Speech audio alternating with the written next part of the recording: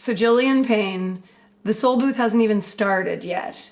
And here you are. You're like the Christmas bonus for all the people who were kind enough to subscribe to thesoulbooth.com. Thanks for being here. Awesome. Thanks for having me. Did you have a good Christmas? Oh, I had a great Christmas.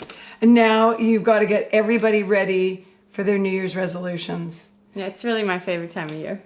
And you know what? I love the fact that you are going to start our year off right, no pressure, by giving us a whole new frame for our fitness goals.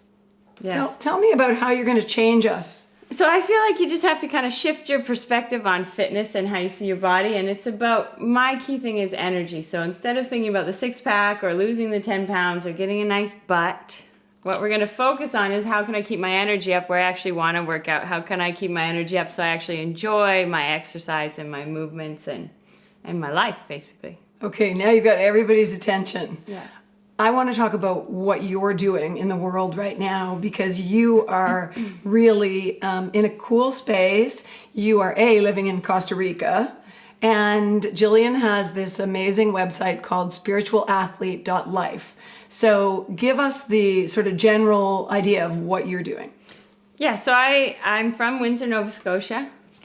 What's up? So am I. Yeah, exactly. You know, well, my roots are there, We're yeah. sisters. And I've been living in Costa Rica for 7 years. And I started there working at a private school as an academic director.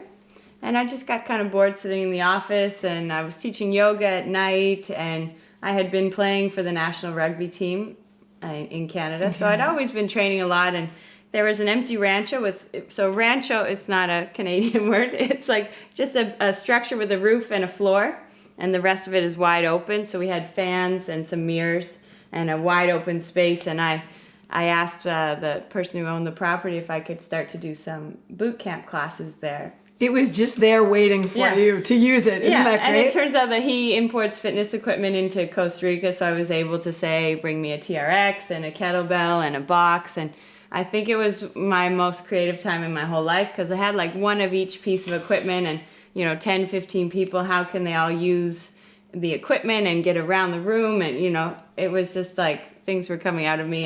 And I had no other influences in our town. There's no other gyms or anything happening. So I was just coming up with stuff out of my head, and it was super exciting. And it went from 1 class a week to 4 classes a week to private clients to fancy private clients. And then just in June, I actually had a friend in the fitness world in New York, and she kind of said, "You're really sweet, but your brand is corny.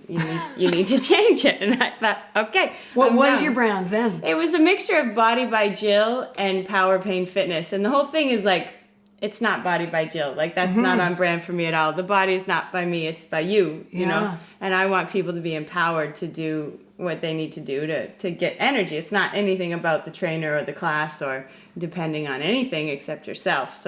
And you probably don't want them to think about pain. Exactly. Power Payne. I mean, everyone's like, it should be no pain, no gain. I'm like, that's just not my, it's just not what I believe. So what's your whole philosophy? So I changed it to spiritual athlete, and I was always kind of talking about this philosophy, but as soon as I rebranded, I was able to just really say what I wanted to say the whole time. So the whole idea is that we have the ability to live in a beautiful state all the time, where we're like engaged in every aspect of our life at the level of a 10, right? So like most people, they're probably like every day, probably not a 10, maybe some days 7 or 8. And that's like, woo. Whereas like a 10 is like, yeah. So for me, it's all about how can life be more fun? I want to be engaged at a 10. I want to be able to perform in all the areas that I'm, engaged in. So you want to be just having full energy and being in a beautiful state. So basically I see like suffering state is down here, beautiful state is up here. And when I think about people who are successful, and everyone's definition is different, but I think there's some common things like driven, hungry, joyful, creative, powerful, engaged, awake. Like all of these things require energy. So that's what I feel is the difference between a suffering state and a beautiful state. So instead of thinking all the time, how can I be happy? It's how can I get my energy up where those feelings are more readily accessible to me, So it's kind of just a different thing. Like to have energy, I need to be happy, but to be happy, I need energy. So it's just energy, I feel, is something that we can actually access and really carve out of our own body. So I've come up with 3 principles of how to create energy in your own body. So the first one, this is important. Write this down. Number 1 is the body. So I feel like the body is such a magical tool in creating energy and changing your state, and we forget about it. We walk around all day in a hunched position, just kind of asleep and I'm tired, whatever, but we're choosing those postures, we're choosing those positions. So like even when you do that, I see you're compressing your organs, right? Yeah, and nothing's functioning properly. And do I look fun to hang out with right now? Not so much, really. And even so in fact, let's wrap this up right now. So the body is such a big thing. So there's power posing. You can just stand. It doesn't have to be arms up, but even just with your shoulders onto your back, that just allows more energy into your body. It allows people to interact with you differently. You know, it changes your biochemistry, increases your testosterone, decreases your cortisol, so your confidence is up, your stress is down just from holding your shoulders back. And with the body, we also have the breath. So the breath is like a huge component. So we can actually change how we feel just using our breath. And I do a whole thing called muscle activation, and it's all about accessing the parasympathetic nervous system. So often we breathe into our chest and we're in this fight or flight nervous system, and we're in like protective mode and survival mode and compressed inwards. And that's part of the reason for our bad posture, is we're thinking that we need to protect ourselves and be safe, right? So that's part of just that reaction of breathing into your chest. So if you can get the breath into the belly,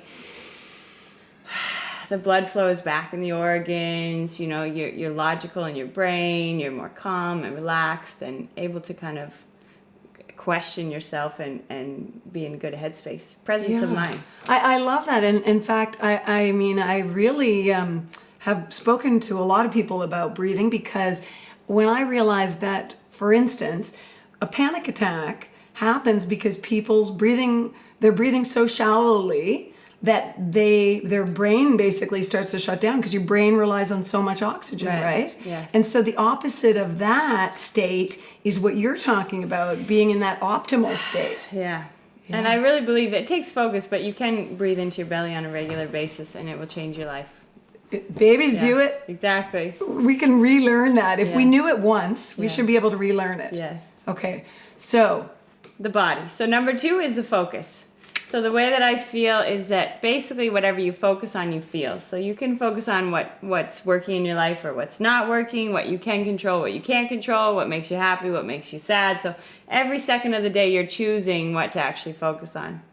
And it actually affects every single cell in your body.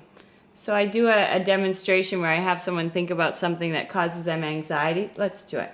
Okay. So stand down. Oh, gee, I can't think of anything that causes me anxiety. That's not true. Okay. So think about something that causes you stress and anxiety and feel it in your physical cells. Okay? And then 3, 2, 1, let me push these arms down. 3, 2, 1. She's pretty strong. Okay, but not bad. Okay, now what I want you to think about, wait, keep your arms down. Okay. Think about something that gets you super excited and happy, and something that inspires you. Once you feel it in your cells, stick your arms straight up. Good. 3, 2, 1, let me push down. Oh! Do you feel that? Yeah, and you are pushing equally. Exactly. Like, it's easy for someone at home to go, oh, well, wait, she's pushing less this time. But you were pushing the same. Yeah. That's really cool. Crazy. It's a little crazy. So that's why I think it's a big thing that we don't realize, is that whatever we're focusing on, our physical form is taking on as well. So if you want your physical form to thrive and to excel and to be healthy, like to get rid of disease, I mean, you need to think about things that are going to feed the cells and not take away their energy, right? So our body controls our brain, and our brain controls our body. Exactly. So that's what I always say in my brand. It's train the body to train the mind, and train the mind to train the body. Oh, beautiful. Yeah. Okay. So it's a double-edged thing. And where do we go for the third? Well, there's still more about the second. This is my favorite thing to talk about. So this is actually a great time of year to talk about this. So I feel like often we focus on that carrot that we're chasing, but the whole idea is that we don't want the carrot, we want the feeling. So for example, a lot of people in my industry, I want a 6-pack, or I want to lose 10 pounds, or whatever the physical, whatever issue you have with your body, you're wanting that to change. And when that changes, Nancy, then I'll be happy. So when I get a 6-pack, then I'll be happy. But only when I get the 6-pack will I allow myself to be happy. There's the carrot. Exactly. So what happens is, if we've got a beautiful state here and a suffering state here, you're going to say, when I get the six-pack, then I'll be happy. But what are you going to do to get the six-pack? You drag yourself to the gym through workouts you hate, eat food that's not tasty, cry, compare yourself to other people, sit on the couch, so you're dragging yourself down to a suffering state so you can get a six-pack so you can be happy. And you beat yourself up when you don't get to the gym, and then you feel worse. Exactly. Yeah. And it's all in the name of being happy. So you don't even want the six-pack, you want to be happy. Which, if you can really get your head around that, it's the feelings that should be the goals. So not the actual, because the whole point is, once you get the six-pack, what are you going to want? An 8-pack. Absolutely. So maybe you're happy with your six-pack. Maybe not. Six-pack might be good. But once you get whatever it is you're chasing, you'll be happy with it for about 30 seconds. Yeah. And then right away you're after the next thing. It's the human condition. Exactly, which I think is great. Because some people might say, okay, I'm just going to not strive for things and just sit in a cave and meditate. But I think that, expanding and striving is part of the human process. But the idea for me is like, can you learn to enjoy the process towards that carrot and then enjoy the process towards the next carrot? Because it's going to add up to how you live your life. You're always going after something. So can you enjoy everything you're going after? Because you'll look back at your life and think, I was just pulling myself around, trying to find feelings. That the whole point is, if a six-pack's going to make you happy, there's something you can do right now in this moment that's going to make you happy. And if you're not growing, there's that idea that if you're not growing, you're stagnating, you're dying. And that's true physically in our cells. If they're not in a growth state, they're in a decay state. Yes. And so let's make 2017 the year of growth instead of decay. Yes. So are we ready for number 3? Yes. Number 3 is the dialogue. So the dialogue you use with yourself. So all day we're talking to ourselves, and even just the tone at which you talk to yourself, that changes your energy. If I'm nagging myself all day, I'm going to feel drained by the end of the day. If I can get that little voice in my head to be on the same team as me and working together, I mean, that's an energy boost right there. You've got like a little cheerleader in your head if you want. I love it. I think of it as retraining that voice. Yes. That roommate that's in the your roommate. You live with it too, right? Yeah. It's not just us. I sound like you have someone in there all the time. And so the way that I see it as well is that everything that you're living is a reflection of the story that you're telling. If the story is something's wrong with me, I think we all have that as like, I'm not enough, or something's wrong with me, or I'm doing something wrong. Then your behavior changes if that's your basis, But if your basis is like, we got this, everything's good, I have a good solid team, I'm a healthy person, I can be and do and have whatever I want, your actions are different from that place, right? Okay, but here's what occurs to me. We in financial terms, we talk about the 1%, people who actually have all the money, and then everybody else lives in this space. I think it's probably less than 1% of people can actually live in that way you just described. Well, most of the people who are walking around in this world are living in that I'm not enough state. Yes. So I really like the idea of focusing on the story you're telling yourself and deciding you're going to change it. Mm-hmm. And the whole point is that I think everyone knows this stuff logically. Like, we know, I should be positive. But what you need is rituals and practices that are actually going to, help this become part of your actual life. Mm-hmm. So the way that I say it is that I kind of feel like, at first you still think of the story and maybe you say it out loud still. And then soon you'll catch yourself and you'll think of it, but you might stop yourself from saying it out loud. And then eventually you'll think it, but you won't say anything, so it's like a process. And then eventually you think it and you change it right away. And so it takes practice. It's like, I call it like your emotional biceps, like you got to train your brain and your like psychology to really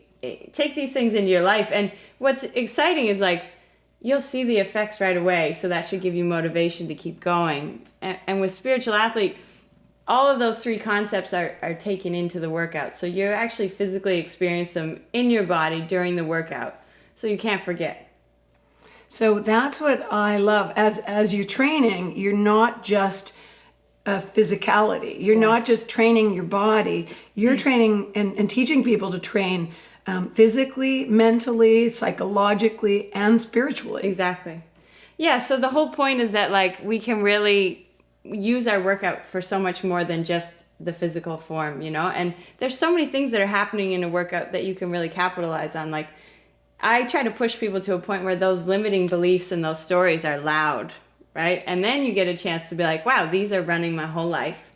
You know, and if I wasn't challenged, I might not even have the chance to know what they are. Mm-hmm. But now I hear them and I get to soothe myself. I get to change them. I get to, you know, just move through it in a different way physically instead of just sitting there and going for the sugar and going for the glass of wine or whatever it is to just cover up that feeling. You're with it, you know? And I love your concept of the roommate makes it a really clear separation. So if you can amplify that voice in your head and then separate from it so that that's your roommate. Yeah. That's not you. You're the one who hears that voice and can witness it. So if you can separate your roommate out and catch your roommate saying those things to you, you can say, bad roommate. Exactly. And I think you can hear the voice of who you really are at the same time. Do you love what you do when you see, I'm sure I know the answer, when you see people start to make that progression, you know, you're training them and they are opening up like a flower. Yes, and it's like, that's my favorite part of my whole job is watching people shift and watching them get excited. Like they come to me, they're basically running to me after the workshop, like, oh my God, this is so amazing. Like, because it's just a shift in perspective and life is meant to be joyful and anything I can do to help people understand that, you know. We just get bogged down with so much just crap in this world and it's meant to be light and easy and fun and it's possible. So when people start to see that, it's just like, yeah, it makes me feel good and it's, you know, we all need to be like that. Well, and you're bringing light, as I say, you know, that's the whole idea for me of the soulbooth.com is that there's so much darkness. I feel like I want to amplify voices like yours and tell the stories of people like you who are bringing light into people's lives and making them feel good. Yeah. And there's so many great stories out there like this. So let's get right down to brass tacks and say people are looking forward to New Year's Eve. And that's great, but then New Year's Day, baby, it's a whole new year, and I'm going to be different this year. And I will right now say that last year I said, okay, this is it. I'm going to be turning 50 in last March. And I thought I'm going to be in the best shape of my life by March when I hit that milestone. And then I didn't follow through on it. And I felt badly about that. How do we manage those expectations or promises or resolutions differently? So I have a lot to say about this. So I think maybe the first thing is to just kind of, it's about energy and it's about feeling. So instead of making those goals like actually numbers on the scale or inches or whatever, I guarantee your results are going to come when you start to enjoy the process. You know, and one of the big things is that if you want to love yourself completely, you need to make yourself a promise and keep it. So a lot of people, they wake up on January 1st and they're like, every day I'm going to the gym for an hour. I'm never eating carbs, no sugar, no alcohol. And that might last like 2 days. Yeah. And then you're doing it and you're just feeling even worse, you know? So doing something that you said you wouldn't makes you feel even worse than just not saying you do it at all. So it's really like the idea is to make yourself small promises and it's about your energy. So you can't be expected to go from doing nothing to going to the gym every day for an hour. It's like climbing a mountain. Exactly. Yeah. And it's not fun, you know? So you need to create an energy build. You need to start to move up the energy scale. So if you're engaged in your health and fitness at the level of a 5 right now, you're not going to wake up tomorrow and be a 10. Right? It's just not going to happen. And it's you're very feel disappointing. Yeah, believe it or not. Well, then, these things don't just happen. I totally get it. So the whole idea is that what could you do today that's going to increase your energy? So what am I doing with my body? What am I doing with my focus? What am I doing with my dialogue that's going to increase my energy so that I feel like doing more movement and more exercise? But I work with Fortune 500 companies and things they can do at their desk. And the whole idea is that, you know, a 5-minute workout might not give you a 6-pack, but it's definitely going to change your energy and the decisions that you make the rest of the day. So it's about finding something small that you can do the first day and say it's 5 minutes. The next day it's 10 minutes. The next day it's 20. And eventually you actually have the energy and the inspiration to go to the gym for an hour and you'll like it, right? So I really think the other part of keeping with your resolutions and your fitness goals is I don't think you have to do anything you don't like. I love that. And I think that there is something that you can find that you will like to do in terms of movement. And yeah. What are your goals for 2017? My goals for 2017. So I have a really big year coming up. So I've been living in Costa Rica for 7 years. And That's too bad. That I must know, really be difficult and trying. it is. And Can I come and visit you in Costa Rica? yes, anytime. You want to go? Yeah, come. Well, this year I'm actually looking at being on the road a lot more. So I've chosen 8 cities, and I'll be going to 8 cities 3 times over the course of the year. So bit of a gypsy year. Wow. So no real home base. Anytime that I have in between these tours, I'll be in New York City, which I love. So Costa Rica has been great. I feel like it's been my lab to like create all this thinking, and I'm really ready to share it and get it out there. So I have the opportunity to move around. And so my goal is to get the message to as many people as I can and really, build a buzz and get people excited about their own life and feel empowered to change their own energy so that they can live in a beautiful state. So I know you have a lot of high power clients these days, but you have one who everybody talks about. Yes, she's Right? a great friend. Yeah. Does everyone ask you about Giselle? Am I allowed to ask about how that relationship came to be? Let's do our little celebrity moment here on the Soul Booth. She has a house near my house in Costa Rica. So I was training the whole town by the end of my first year. So her chef and her house manager and all those people said, you got to train with Jill. And I had met her very briefly, and we got along great. And then she was asking me to go to Boston to train her there. But we've just been great friends. I mean, she is an amazing person and an amazing athlete, and she can totally control her fitness goals herself, but she just brings me around because it's more fun. Yeah. So Well, you bring that energy. exactly, too. and we have a really good time whenever we're together. So it's great. Okay, so we are going to put our money where our mouth is, so to speak, and actually give people some exercises that they can do to start off slow and build that energy. So we'll create a little mini circuit that people can do, January 1st at your house without any equipment. There's no excuses. Right on. Let's go. Okay. Okay, through the magic of television, here we are outside, and you're going to give us some quick exercises that we can do to ramp up for 2017. Yes, so this is going to be a quick circuit. If you even have 2 minutes, and who doesn't have 2 minutes, you can do this exercise, okay? So we'll start with a little breathing exercise, and then we will show you 4 exercises that you would just cycle through for 2 minutes. If you had time, 5 minutes. If you had time, 10 minutes. Building on it every day. Cool? Okay, put me in, coach. Okay, so our first breathing exercise. So you want to have your hands on your belly, squeeze your butt. So to get into that parasympathetic nervous system, we need to get that belly moving. So you want to think in through the nose, nothing in the chest, everything in the belly, and then out through the mouth. So in through the nose and out through the mouth. But squeeze And really feel that. and squeeze your glutes. Okay. So your glutes start to activate your psoas, which starts to release that diaphragm, so it'll make it easier. Yeah. So this movement right here will change your mood. You're in a bit of a funk, stand there, squeeze your butt, and breathe into your belly. I'm energized already. It's good, it works. So that's our first one. Okay. And then our first exercise, this will be just counting for a count of 10, 10, 9, 8, 7. You can go really low knees, or you can go high knees if you want to bring that heart rate even higher. Just a count of 10. Perfect. And then my favorite 10 exercise. is doable. I love that. Right, Like I 10. feel better. Anybody You feel can better. do 10. Yeah, good. Okay. The second exercise is going to be a glute activation. So my knees are staying directly over my ankles. I'm just going to sink my hips back and then just squeeze my hips forward and squeeze my butt together. Keep your arms straight up. Yeah. Yeah, and then squeeze the glutes together. So your feet are just hip distance Yeah, apart? so a squat I would go straight down, but I'm not squatting. I'm just sticking my hips back and then squeezing the glutes together. So I really feel those glutes working. Okay, Good. yep. That's number 2. Good. Number 3, we're going to do plank joggers. So you're down in a plank. If you need to, you can have your hips up. That'll be a little more.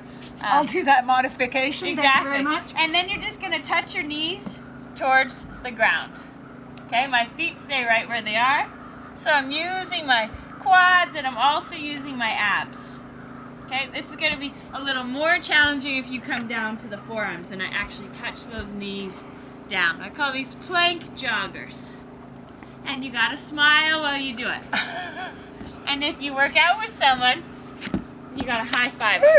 Okay, and then the last exercise is going to be an ice skater. So we're in Canada, we all know how to skate.